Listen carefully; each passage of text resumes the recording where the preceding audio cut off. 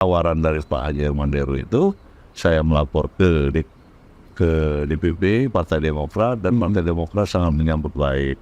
Sudahlah, jangan pilih Ujang tuh. Kenapa? Bininya banyak. Kita mau dijadiin bini berapa? Itu bini keberapa ya? Kebetulan memang jarak kami kurang lebih 10. Katanya mau calon wakil gubernur, benar. Dengan siapa? Dengan Pak Haji Herman Deru. Oh, lanjut katanya. Lanjut, kami akan dukung. Assalamualaikum warahmatullahi wabarakatuh. Bersama saya Rahmat Romli.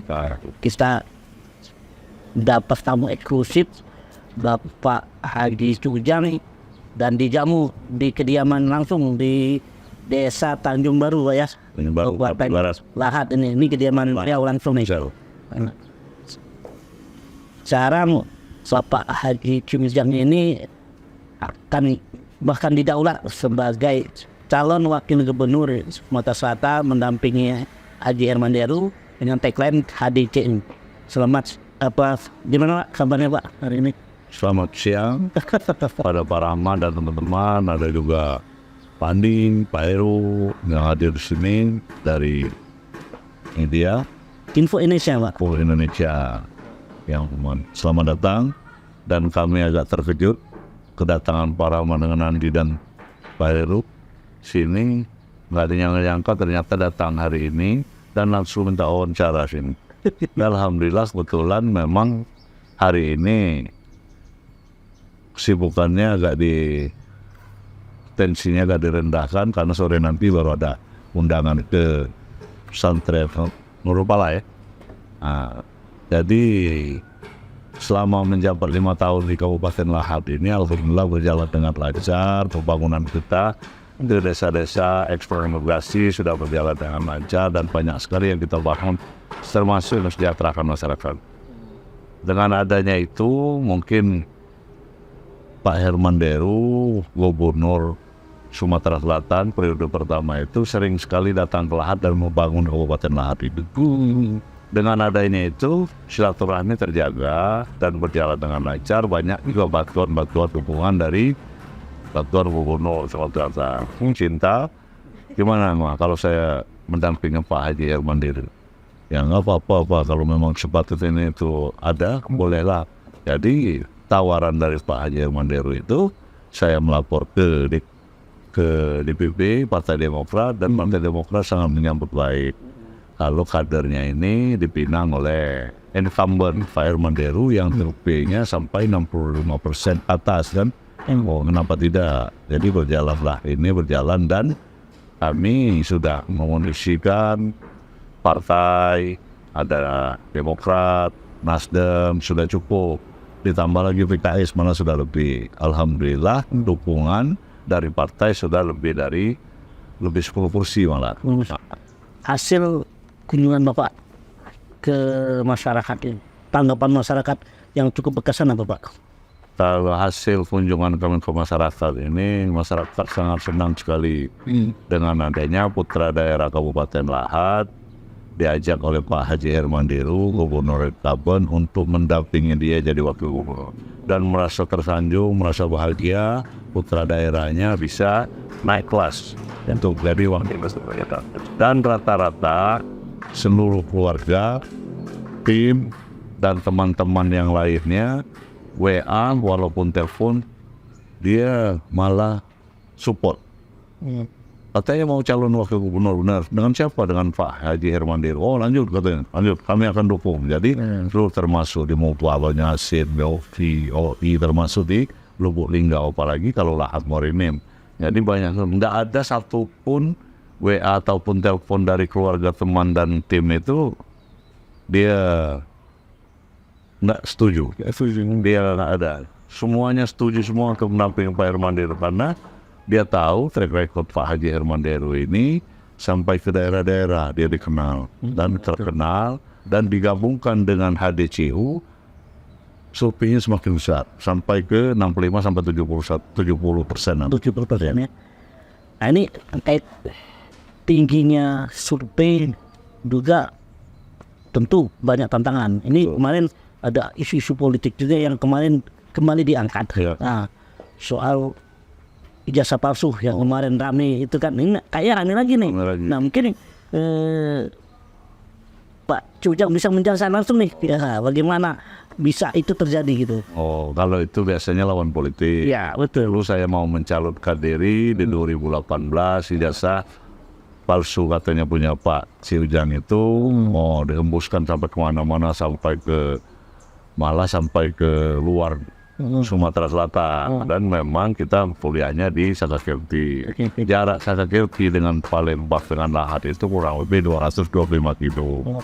Yang dianggap orang itu, kalau saya yakin, karena kalau PNS untuk disamakan ke kantornya itu, kalau tidak salah 87 kilo kalau tadi boleh PNS. Kalau lewat dari situ maka tidak bisa disamakan itu dan tidak bisa dipakai. Sedangkan saya kan swasta, anggota DPR dan mencalonkan bupati. Walaupun mau 200, jangan kan di Palembang, di kota Palembang. Di Jakarta aja boleh kira-kira mau kuliah situ, apalagi sama DPR datang ke Jakarta, DR kita kuliah dan banyak sekali yang itu. Nah ini itu apa yang orang itu salah tanggapannya itu bahwa Pak Si Ujang itu kuliahnya di Jakarta kok dipakai sini, sedangkan jarak antara Jakarta Palembang dengan Lahat itu 225 kilo, sedangkan yang dibolehkan untuk pemerintahan itu kurang lebih 87 kilo. Itu yang akhirnya dulu ada Bapak kemana? Di Sakakirti kemarin Sakakirti jurusan hukum. Jadi saya memang kuliah di situ dan ini kalau bahasa saya itu kaset lama lagu lama. Kaset lama lagu lama. Saya yang calonkan bupati rame. Saya yang calonkan ketua DPD rame. Saya mencalonkan wakil gubernur Sumatera Selatan lama lagi. Karena lulusan tahun berapa kemarin Mbak di Sakakirti? Lulus tahun berapa? 2009 masuk.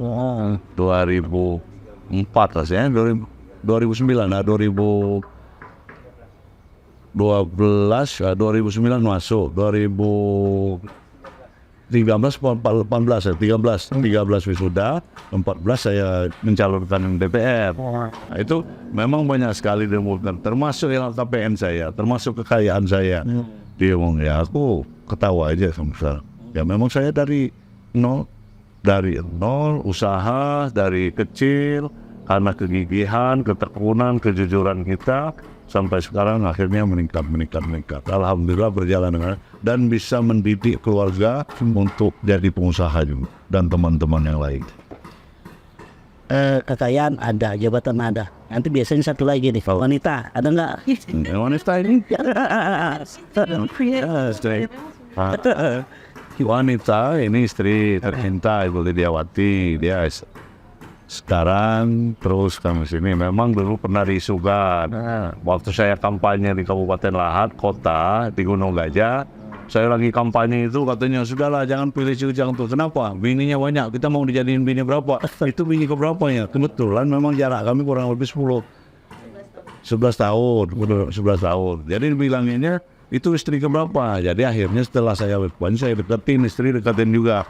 Sebagai bupati, kegiatan sehari-hari apa sih Pak? Kegiatan sehari-hari setelah habis masa jabatan bupati periode pertama ini, pas saya ke Jakarta, bolak-balik rasanya plong, rasanya ceria gitu kan, nggak terlalu mengkerut muka. Kalau dem itu dengan adanya kegiatan pagi-pagi setelah bangun baru ngopi, datang protokol, Pak kita kesini udah.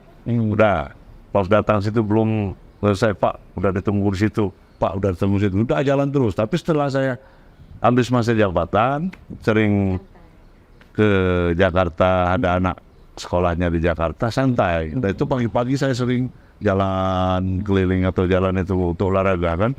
Jadi merasa kata orang kok lebih mudah setelah habis jabatan ini aja, karena olahraga ini kali kan, olahraga dengan merasa beban itu agak itu. Karena baru pertama ini kita takut nanti mengecewakan masyarakat. Jadi gimana supaya saya itu menjabat jadi Bupati Kabupaten Lahat tidak mengecewakan masyarakat Kabupaten Lahat. Kesuksesan Pak Si Ujang insya Allah akan dilanjutkan oleh Ibu Lydia. Gimana cerita sih itu Pak? Kok Ibu juga ini nih Wah, jadi ceritanya saya kan masih mau jadi periode kedua untuk menjadi Bupati Kabupaten Lahat. Tapi setelah diajaknya dipinang Pak Haji Herman Deru, Gubernur incumbent ini, setelah ngomong, oke, saya kompromi sama keluarga dulu. Setelah kompromi dengan keluarga, kurang lebih seminggu dia menjawab kita, mohon maaf Pak Bupati, saya nggak sanggup, saya sudah tua 64, hampir 65, sedangkan di wilayah Kabupaten Lahat ini luas. Gimana kalau ibu saja katanya mencalonkan diri di Kabupaten Lahat. Waktu itu ibu pernah saya jadi daftar di Kabupaten Lahat, tapi karena saya menjadi wakil, perasaan saya bisa meluangkan waktu untuk membantu ibu dan membantu Pak Gubernurnya, membantu ibu bupatinya kalau berhasil nanti, dan masih bisa mengurus keluarga gitu. Dan ternyata ibu ini selama saya menjabat banyak sekali masukan dari dia, termasuk dia memimpin PKK, ada ayam nanas menjadi dapat likur mori. Udah itu saya masukan saya selama memimpin banyak sekali, malah inovasi dan entrepreneurnya kayaknya lebih mantap ibu keluarnya. Lebih. Saya harus dengar suara dari ibu nih, gimana bu nih tantangannya nih bu? Jadi bakal calon bupati nih, ibu. Walaupun banyak tantangan karena yang awal yang ngiring dengan Bapak Cirujang yang sudah pengalaman, yang pasti siap ke lapangan untuk berkampanye memenangkan pilkada di Kabupaten Lahat. Respon masyarakat gimana bu? Alhamdulillah sejauh yang kami datangi ini, yang tamu ini bersilaturahmi, bersepeda rangan, pun kita ke lapangan juga kami sampaikan masyarakat, alhamdulillah semua Allah menyetujui. Jadi lanjut ya. Ya. Oh, next. Ini bapak sama ibu tampilannya cukup sederhana, kayak gini apa hariannya? Memang saya ini bawaannya orang kampung. Orang kampung di sini, Desa Lubapudi, Kecamatan Maluku Barat, Lahat, Sumatera Selatan. Ibu, kira-kira apa sih dalam angan bu yang belum mungkin tercapai nih untuk membangun Lahat nih bu? Ada beberapa memang perencanaan pembangunan visi-misi Bapak kemarin sempat koordinasi sama-sama. Masih infrastruktur sekitar 30% lagi, jadi melanjutkan pembangunan kemudian satu desa satu sarjana belum kita realisasikan, mungkin ke depannya ini nanti kita realisasikan, kemudian menyambung visi-visi selanjutnya yang sedang kita godok, kita belum bisa disampaikan sekarang. Orang dalam komandir. Kita dengan betul kita ASN. Tunggu tanggal mainnya bu ya. Ini balik ke Pak JU nih. PJU insya Allah ini kalau memang nanti sukses mendampingin Pak Hadi nih, untuk Sumsel tuh di benak Pak JU apa sih? Untuk Sumsel, karena kalau waktu jadi bupati dulu untuk sarjana itu SMA sampai sarjana itu kan kewenangannya ada di provinsi. Sewaktu saya jabat di Bupati Kabupaten Lahat, sekolah saya buat gratis, dan SD SMP itu baru pertama masuk dapat baju dengan celana satu setel, dan kalau sudah jadi wakil gubernur maka saya akan berusaha SMA itu gimana supaya SMA ini bisa siap pakai dan bisa kita sampai salurkan ke perguruan tinggi yang ada di Indonesia ternama, dengan sampai ke negeri Cina itu. Karena sesuai dengan di Al-Quran ya, belajarlah sampai ke negeri Cina. Dan saya lihat, saya pernah ke Cina beberapa hari yang lewat, beberapa bulan yang lewat, bagus sekali. Kota, provinsi, kabupatennya maju sekali, dan jalan-jalannya itu sangat bagus sekali. Jadi kita di benakku kalau ke tempat-tempat lain, walaupun masuk ke tempat UKM, walaupun mall, setelah ngelihat situ, gimana caranya kalau Sumatera Selatan saya bikin begini, termasuk penghijauannya, termasuk penyerapan airnya. Jadi setiap beberapa kilo pasti ada serapan airnya. di dana ada danau-danau dan yang tertata rapi, dan di pinggir-pinggir jalan pasti ada pohon 1, 2, 3 berbaris itu, dan bagus sekali, dan tidak ada yang sebesar ini ke atas tuh nggak ada, rata-rata sebesar batang kelapa. Jadi saya anggap juga itu kan bagus kalau dia kecil tapi dia rimbun, walaupun kena mobil seandainya dia kena angin ataupun apa ya, masyarakat yang di jalan walaupun kena mobil kan nggak terlalu bahaya. Dan yang selama ini ada informasi dari kita Indonesia ini bahwa Cina itu begitu begini, berbanding terbalik.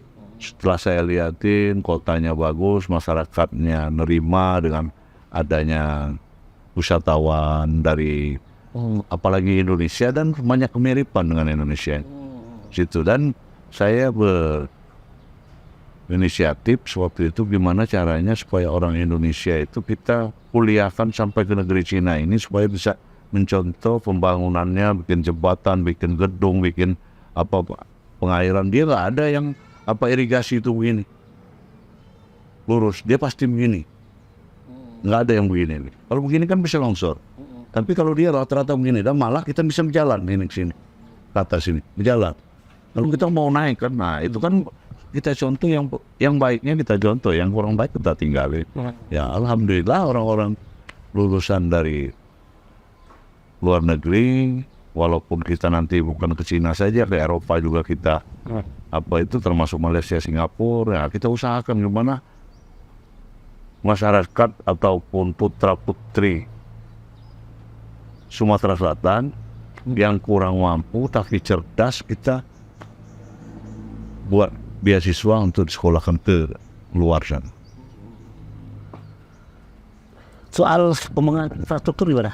Infrastruktur kalau di Kabupaten Lahad alhamdulillah sudah berjalan dengan lancar waktu saya bupati. Itu dari ekstraintegrasi desa mau ke kota, Kabupaten Lahad paling tinggal 30% lagi terlibat.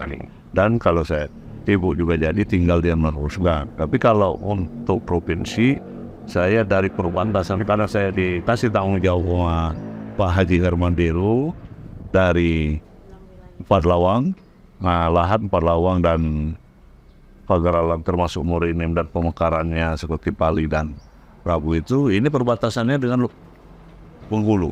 Maka dari Bengkulu itu perbatasan itu infrastrukturnya, aspalnya itu kita perbaiki, dan irigasi apa saluran airnya akan kita perbaiki, termasuk arah ke Jambi, karena Jambi juga berbatasan dengan Lubuk Linggau. Kita akan perbaiki mana yang jalan yang sudah tidak bagus lagi, akan kita perbaiki semakin bagus. Dan untuk gedung-gedung yang memang itu punyanya provinsi, yang ada di kabupaten-kabupaten, yang memang ada di seandainya apa OPTD yang ada di Kabupaten Lahad dan tempat-tempat lain kita perbaiki supaya Sumatera Selatan ini bisa bersaing dengan kabupaten, provinsi yang ada di Pulau Jawa walaupun di luar Pulau Jawa. Seperti kalau Pulau Jawa sudah kita lihat sekali seperti daerah Jawa Tengah, Jawa Timur, Jawa Barat itu bagus. Dan saya lihat ke Sulawesi juga sudah ada bagus. Namun Sumatera Selatan ini nggak ketinggalan dengan yang di luar Jawa. Malah lebih maju sebenarnya. Sudah mengikuti di Jawa pembangunannya bahwa dan orang-orangnya banyak lulusan-lulusan dari Jawa dan lulusan-lulusan dari Sumatera Selatan, walaupun dari Kabupaten Lahad sendiri, banyak yang menjadi pejabat-pejabat dan bisa diandalkan untuk bangun. Ini satu lagi nih. Ini saya melihat langsung nih, Bapak Ibu itu termasuk orang yang sibuk nih. Nah, sibuk nih, lagi nanti lebih sibuk lagi nih ya. Nah, bagaimana nih dalam soal ngurus rumah tangga atau gimana nih? Ini kan mungkin jarang ketemu atau gimana sih ceritanya, bisa biar tipsnya juga untuk masyarakat Kota Selatan. Kemudian juga soal menjaga kesehatan nih, nah, ini juga penting nih. Kalau urusan keluarga itu sebenarnya memang selama saya jadi anggota DPR itu sering juga dinas luar. Dan kalau memang kita berhasil semua, minta-minta kita berhasil jadi wakil gubernur Sumatera Selatan, Ibu jadi Bupati Kabupaten Lahad, dan bisa kita atur untuk pertemuannya, karena di Kabupaten Lahat ini tempat kelahiranku, dan kita kadang-kadang ibu ke Palembang. Kadang-kadang kita sekalian melihat situasi di Kabupaten Lahat, pembangunan di Kabupaten Lahat, yang jalan-jalan provinsi yang belum kita benahi, maka kita sekalian survei, sekalian pulang kampung. Nah, ibu kadang-kadang sekalian dia ada undangan dari provinsi, walaupun undangan dari pusat, dia bisa ke rumah di Palembang, walaupun saya bisa sini. Karena Kabupaten Lahat dengan Palembang ini nggak terlalu jauh lagi. Kalau dulu 4-5 jam. Kalau sekarang dengan adanya kita pakai patwal, mungkin Pak itu 3 jam, 3 jam setengah sudah tunggu. Rata-rata 3 jam. Karena sudah ada tol sampai ke Prabu Mule. Oleh sebab itu saya senang sekali program Pak Jokowi, Presiden Republik Indonesia itu bikin tol, buat tol sampai ke Sumatera, walaupun penduduknya masih sedikit, tapi namun masyarakatnya juga membutuhkan itu, karena kecepatan transportasi itu bisa mengurangi biaya untuk seperti kita misalnya hasil-hasil bumi, walaupun hasil-hasil dari desa-desa masuk ke kota, dari kabupaten balik ke provinsi, ya itu sangat dibutuhkan tol-tol ini. Dan saya berharap dengan Pak Jokowi yang akan diteruskan sama Pak Presiden Prabowo, teruskan tol yang dari Palembang ini sudah sampai Prabu Mule, sampai ke Bengkulu, tersambung, terkoneksasi, walaupun jalan-jalannya. Soal kesehatan nih. Nah nih, Ibu apa Bu resepnya Bu? Banyak minum air putih tadi katanya ya. Yang pasti olahraga. Kalau kami olahraganya sekarang jalan kaki karena cukup luas dari living room. Kalau ikan ini 3 keliling itu sudah berapa ribuan. Pasti juga minum lepah, makan buah, sayur, dan makan teratur iso. Baik, mungkin ada closing statement Pak untuk masyarakat Sumatera Selatan Pak, bisa disampaikan. Saya nyambung lagi dengan Ibu, untuk kesehatan itu memang Ibu ini rajin. Saya itu kalau mau tidur sudah ada rempah. Oh, apa Pak rempahnya itu Pak? Biar Nah ini rahasianya ini apa nih? Ibu yang tahu itu. Termasuk ada jus nanas. Saya itu karena saya kadang-kadang banyak ngerokok, sering sekali dia itu udah ngerokoknya kurangi apa ya, tapi udah berangsur-angsur kurang, dan jus nanas dia itu. Kadang-kadang rempah-rempah setiap mau tidur, pagi-pagi itu udah ada air hangat fufu itu saya suruh minum, dan saya sering jalan. Kalau lari udah nggak terlalu kuat lagi. Nah main bulu tangkis biasanya, main sepak bola, tapi banyak sekali teman-teman ataupun keluarga ini sudah jangan yang berat-berat olahraganya, jalan kaki aja, tapi saya ikutin jangan, supaya tidak ada penyesalannya. Jadi alhamdulillah olahraga ini, apalagi kalau saya lagi mau anak yang lagi sekolah di Jakarta itu, karena daerah itu luas, tempatnya sering jalan kaki itu kurang lebih 2-3 kilo lah sehari. Anak ada berapa? Anak ada 3. Iya, yang besar? Yang besar baru masuk SMA, yang nomor 2 baru kelas 2 SMP, yang itu baru kelas 3 naik kelas 4 ya. Ya memang tadi karena lama ketemu sama Ibu, jadi agak kalau bahasa Lahat tuh bujang tuh. Terus. Baik, mungkin kita langsung closing statement Pak untuk masyarakat Sumatera Selatan. Bismillahirrahmanirrahim. Assalamualaikum warahmatullahi wabarakatuh. Pada seluruh masyarakat Kabupaten Lahat khususnya dan Sumatera Selatan pada umumnya, saya Cirujang didamping istri. Saya mau mencalonkan diri jadi Wakil Gubernur Sumatera Selatan mendamping Pak Haji Manderu dan Ibu melanjutkan di Kabupaten Lahat, dan saya berharap kepada seluruh masyarakat Sumatera Selatan untuk mendoakan dan mendukung Pak Ciujang dan Pak Haji Hermanderu untuk memimpin Provinsi Sumatera Selatan ini supaya bisa meneruskan pembangunan Pak Haji Hermanderu yang selama ini 5 tahun. Saya sudah banyak berbuat membangun, dan kalau dia dikasih kesempatan lagi 5 tahun lagi, insya Allah pembangunan ini sampai dari desa sampai ke kota yang membangun dan mensejahterakan masyarakat Sumatera Selatan ini. Insya Allah kalau diberi kepercayaan kami akan bekerja keras, kami akan membangun Provinsi Sumatera Selatan ini dan mensejahterakan masyarakatnya dan supaya lebih maju, Sumsel maju, Sumsel bercahaya dan menyala abangku. Itu saja penyampaian dari saya, lebih kurang mohon maaf, salam kepada seluruhnya untuk Sumatera Selatan, supaya Haji Herman Deru dan Haji Ciujang di Pilkada tanggal 27 November 2024 ini berhasil menjadi gubernur dan wakil gubernur Sumatera Selatan. Terima kasih. Wabillahi taufiq wal hidayah. Assalamualaikum warahmatullahi wabarakatuh. Baik, kami akhiri dengan ucapan terima kasih.